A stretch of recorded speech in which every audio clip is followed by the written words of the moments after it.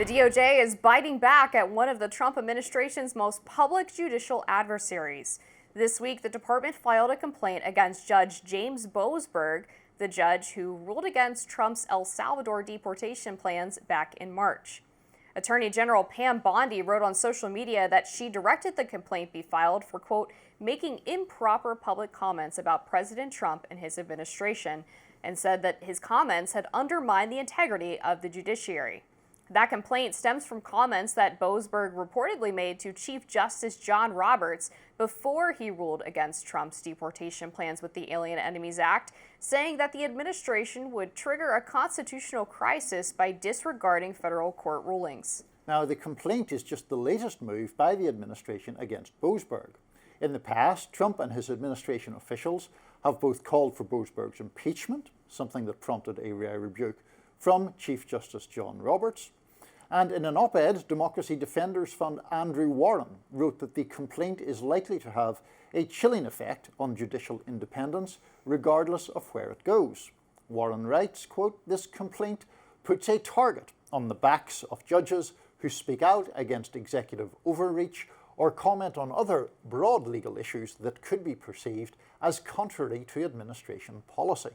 It will threaten judicial independence, undermine judicial legitimacy, and ultimately show that for this administration, legal authority depends on political loyalty rather than adherence to the rule of law.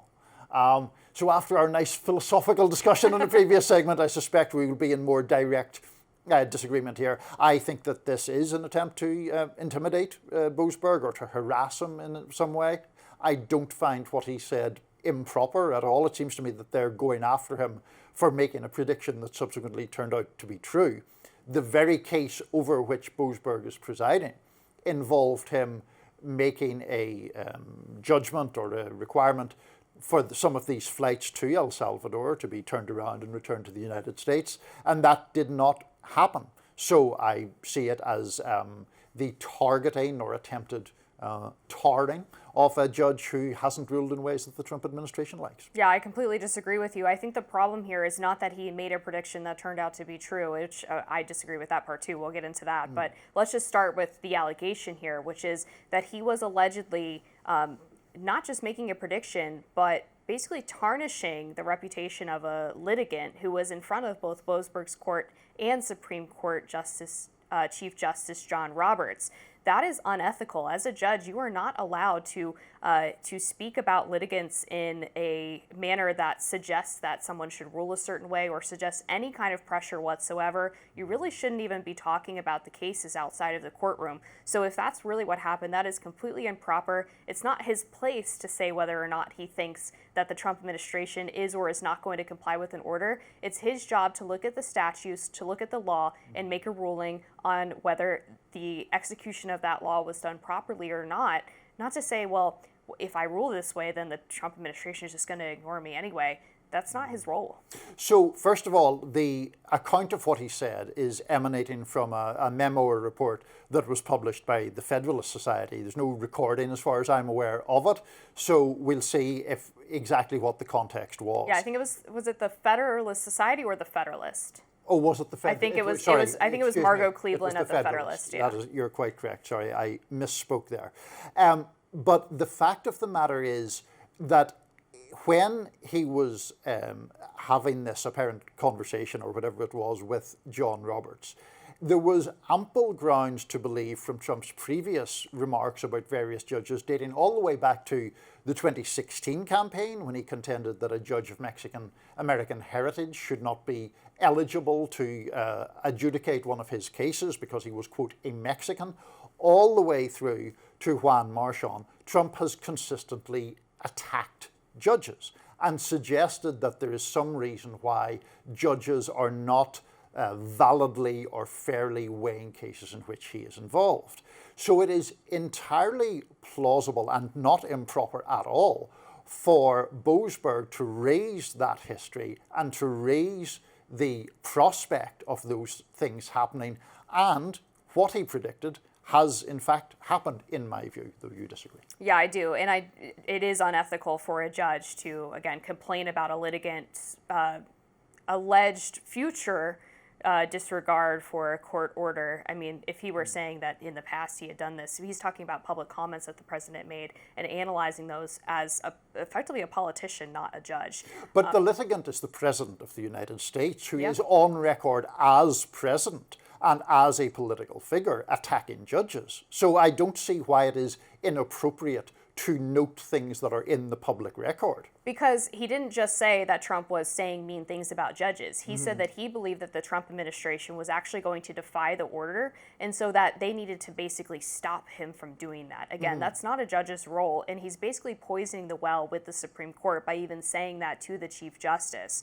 We disagree on that. Yeah, but we go do. ahead. And I wanted to get into whether or not Trump defied Boasberg's order on the Alien Enemies Act, because I do think there's a legitimate debate to be had there. Because in the judge's order, he said orally, verbally, that they needed to turn the planes around. But in the specific written order, which is the one that the Trump administration has to abide by, he actually said that they can't remove people. And 2 of the 3 flights had already left the United States and were in international airspace when this order came down, right? The planes had left hours before that 6:45 p.m. ruling hit the docket. They've already been removed. That's the DOJ's contention. They had already been removed at that point. The 3rd plane was not full of people who were being removed under the Alien Enemies Act, but who had separate final removal orders. That's the only plane that left after the order hit the docket. Now, if you fast forward to Judge Boasberg's second, ruling against the Trump administration, saying that they were in contempt of court, it's really interesting because he starts saying things that he allegedly ordered the Trump administration to do that weren't in his original ruling. So the original ruling says you can't remove these people. Then when he charges the Trump administration with being in contempt, he says that they transferred custody against my ruling to a third country. But removal's not the same thing as transfer of custody. And it sounds to me like he's upset that his original ruling was not specific enough with what he wanted the Trump administration to do, and is angry that they followed the lack of removal order, which had already been done, and not his full context as he puts it in the ruling. The context doesn't matter. It's what you write in the ruling. That's what the Trump administration has to follow. So first of all, you are being massively more generous than I would be to the Trump administration in the first of those rulings in relation to the removals.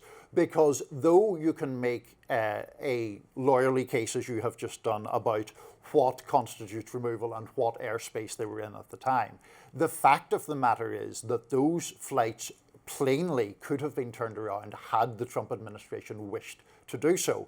And it knew that there was an order from the judge to do so, and they did not do it. So on its face, in any sort of, I would say, common sense interpretation, they defied the judge's order. The reason that there is this chronology that involves both an oral order and a written order is because these people were being spirited out of the country without or in an effort to evade judicial scrutiny in the first place. And so that was why there was the whole effort to speed it all along. You might remember that when Trump invoked or issued the executive order about the Alien Enemies Act, it was not revealed that he had signed that order until about 24 hours later, so that they could begin moving people into place before anyone was aware that he had done this. So the whole impetus of the effort was, in my view, to avoid judicial scrutiny. Which actually suggests, I think, that the Trump administration was very keen on not specifically defying a Trump's order or a judge's order because they wanted to get the planes out before the ruling came down in the case that it was ruled against the Trump administration. Otherwise, why, if they were just going to defy it anyway, why wouldn't they just wait for the order? Why would they care? Because then, for example, you wouldn't have the talking point that you have about oral orders versus written orders. They would have had the capacity to have the written order. But it's not a talking point, though. It's the law. The reason there is a dispute between the oral order and the written order is because Boasberg didn't have time to rule because the planes were already in the air. That's why the Trump administration was rushing the whole thing. Why it doesn't make sense then why in his written order he didn't specifically say transfer of custody. He only said removal. If he knew that this was at issue, then he should have included that. But he was not maybe deliberately, but unintentionally vague, which allowed the Trump administration this wiggle room with transfer of custody versus removal. You could make so much more money as a lawyer, Amber. Thank you. Kids around the country are about to love or hate gym class.